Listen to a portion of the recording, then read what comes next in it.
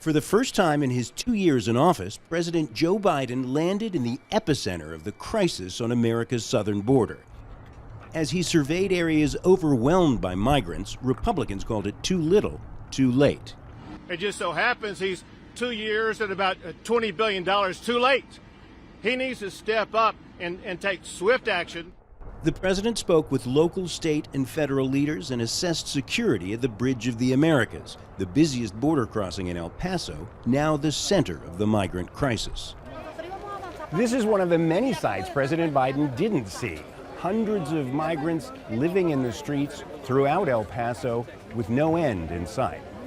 RAFAEL has been sleeping inside a box to protect him from near freezing overnight temperatures, hoping for what American citizens take for granted.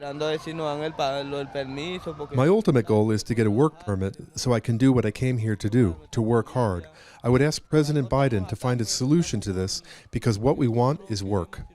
He's among hundreds who live indefinitely outdoors, ducking into humanitarian buses for warmth and a phone charge, dining on donated meals, their children playing in the chaos as they do on both sides of the border. At Sacred Heart Catholic Church, Father Rafael Garcia takes in 150 lucky migrants each night. Many of the rest live out here. They've adjusted, and thanks be to God, it's not too cold right now.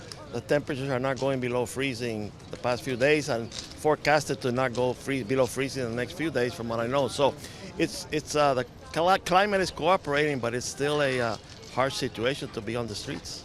Yeah, there needs to be a national solution, right? A national solution. Yeah, they cannot expect the local government to resolve these problems.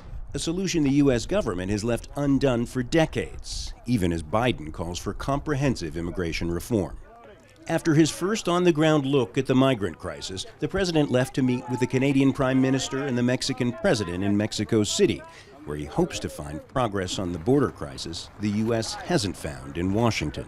John Hendren, Al Jazeera, El Paso, Texas.